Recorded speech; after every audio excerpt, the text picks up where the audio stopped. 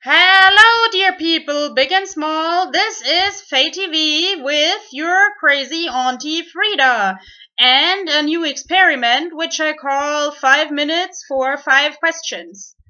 I received those 5 questions in my favorite Facebook group, but you can ask your personal 5 questions as well. The first question is, how do you embrace your expat life and find a balance between your two home countries? My answer lays in my wise friends. I have few good friends and many acquaintances, and the few good friends really dare to think outside the box. My favorite quote by my favorite Icelandic friend Kauri is, "Rules are there to be changed." And they give me advice, serious advice, humorous advice for every situation that I may encounter. The second question is, how do you deal with the eternal days in the summer and the eternal nights in the winter? First of all, they are not that eternal. They are sort of like yin and yang. There is some dark in the light and some light in the dark. But still, it is really important to me to find adequate activities in every season. The Icelandic year only consists of summer, which is May to late August, and winter, which is September to late April.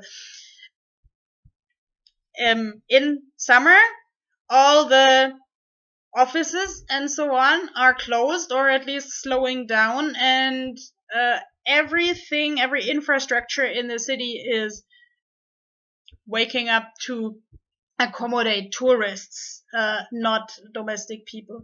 I have pretended to be a tourist in my own town with a good friend, and it was so much fun. But basically, I'm actually what is the opposite of hibernating? Let's call it summernating in lack of a better word.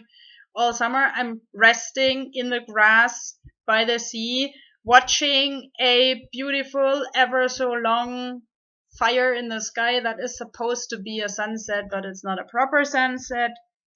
And by the way, this funny hat that is an icon of this video show is not only a quirk, it's a medical necessity because I'm really light oversensitive. So I have to go out with a cap in the summer because there is so much light, like even now at 8 p.m. And in the winter because there is so much wind and so much noise. So I basically almost always go out with a cap.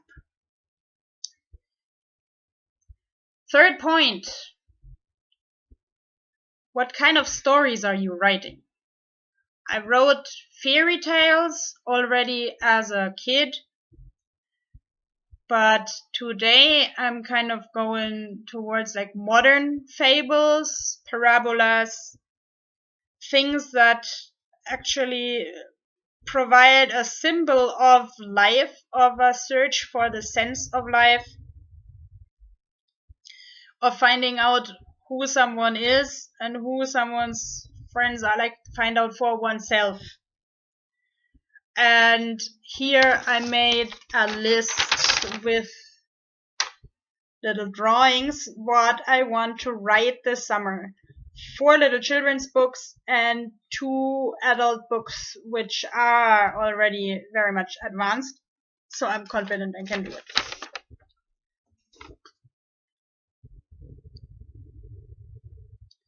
Now, the fourth question I can't even find in this chaos, but ironically, the person asked for the change I would wish for in my life, and this is getting organized in order to show people what I really can do and want to do.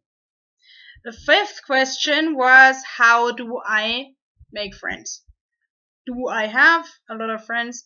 And I think I already said that I have few good friends, and I don't have a hard time getting to know new people, but then I have a hard time keeping up the contacts because I'm like, look, a bird!